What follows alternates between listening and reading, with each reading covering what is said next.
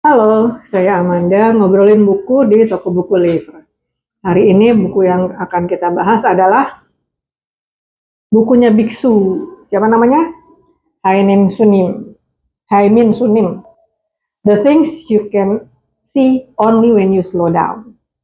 Ya, jadi buku ini seperti buku-bukunya Haimin yang lain, ada cerita di depan, kemudian nanti ada kutipan-kutipan di belakangnya. Ada ceritanya di depan, kemudian ada kutipan-kutipan di belakangnya, ya kan? Nah, sebenarnya ini bukan aneh ya, di saat kita berhadapan dengan dunia yang serba sibuk, dengan segalanya yang berjalan dengan begitu cepat, bukunya Haimin ini justru mengingatkan kita bahwa kita tuh bisa menikmati, kita tuh bisa bisa apa ya namanya, bisa menghargai sesuatu itu justru kalau kita tuh melambat gitu loh. Jadi tidak ada salahnya juga kalau kita tidak secepat yang dilakukan oleh orang-orang ataupun dunia di sekitar kita gitu loh. Justru dengan melambat itu kita jadi memahami bahwa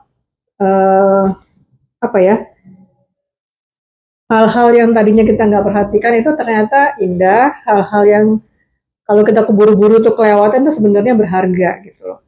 Jadi di bukunya ini bilang eh, dunia bergerak cepat, tapi nggak berarti bahwa kita juga harus selalu begitu gitu loh. Kadang kan kita terobsesi dengan mengejar sesuatu gitu ya.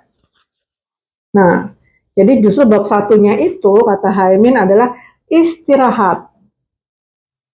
Istirahat. Jadi kalau merasa sibuk, kalau kita nggak merasa sibuk itu berarti kita nggak kenapa-kenapa. Tapi kalau kita merasa sibuk itu artinya kita butuh istirahat. Termasuk juga ketika kehidupan mengecewakan, istirahatlah sejenak, kata Haimin begitu. Nah, kemudian setelah istirahat, ada banyak bab lagi yang lebih menarik nih. Kebersadaran, ada juga gairah. Nih, sampai bab 8, spiritualitas. Ya kan? Nah, jadi di sini mungkin kita memahami bahwa ya kita tidak harus sama seperti orang lain gitu loh. Kalau orang lain ngebut-kebut, kalau orang lain mengejar, kalau emang kita tidak begitu juga tidak apa-apa. Gitu. Yang tidak kalah penting adalah eh, dengan keberadaan, dengan menghargai hal-hal yang apa namanya, yang ringan, yang sepele itu, mungkin itu justru cara kita untuk mencintai diri kita sendiri. Misalnya gini, kebersadaran, berteman dengan emosi. Kalau kita berteman dengan emosi itu kayak apa sih? Ya kan? Jadi menurut Haimin itu, di dalam bilik hati kita ada dua penghuni yang hidup berdampingan, Adolf Hitler dan Bunda Teresa. Ketika kita dipenuhi kegelisahan dan ketakutan, kita merasakan Hitler sedang bekerja. Ketika kita bersentuhan dengan kasih sayang dan keterikatan, kita mendengar suara lembut Bunda Teresa. Nah, jadi kita harus ngapain gitu. Kita harus mengenali kapan si Hitler ini yang lagi kerja, kapan sih Bunda Teresa. Jadi dengan mengenali itu, jadi sebenarnya kalau kita terburu-buru, kita justru tidak sedang memahami siapa yang lagi bekerja di dalam bilik hati kita itu gitu loh. Jadi kita harus lebih aware terhadap emosi-emosi yang bermain di dalam diri kita. Di dalam bukunya ini Haimin sih sebenarnya tidak mengajar ya, karena menurut saya yang dia ceritakan ini lebih kepada pemahamannya dia sendiri gitu loh, bukan untuk menggurui tapi untuk berbagi bagaimana dia mendapatkan pengalaman-pengalaman sehingga dia bisa menyimpulkan bahwa ada banyak hal loh yang bisa kita lihat ketika kita melambatkan ritme hidup kita.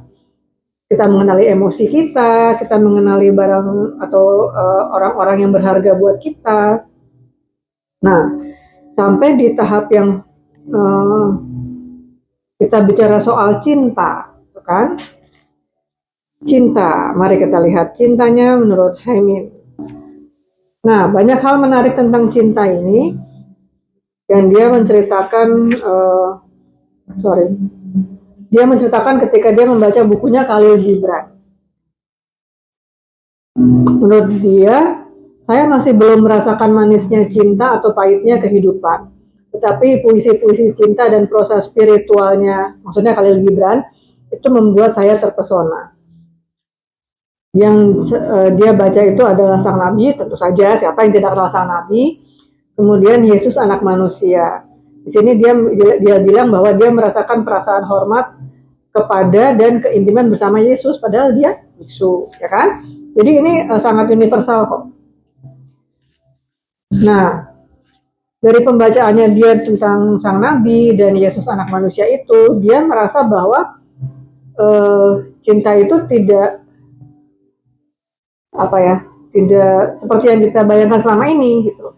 Dia bilang, jika kita menjadi kekasih yang memenuhi syarat tertentu, kekasih baru kita juga akan menuntut sesuatu dari diri kita. Jadi menurut Haimin, buang syarat-syarat kita segera saat cinta mengetuk pintu kita. Merasa relate nggak? Ya kan? Jadi kan kita ketika jatuh cinta, kita mengharapkan si pasangan kita itu memenuhi kriteria tertentu kan. Jangan lupa, kita berharap seperti itu, dia pun berharap seperti apa yang dia mau. Nah, menurut Haimin, kalau kita mau merasakan cinta, ya udah, buang syarat-syarat itu, terima dia apa adanya. Gampang kah? Enggak juga gitu kan. Artinya apa? Nah, cinta itu harus seimbang katanya. Sulit ya, tapi baca ini harus pelan-pelan loh memang, karena kalau bacanya cepet-cepet, ya yang ada hanya kita menyelesaikan buku tapi tidak memaknai apa yang Haimin sampaikan.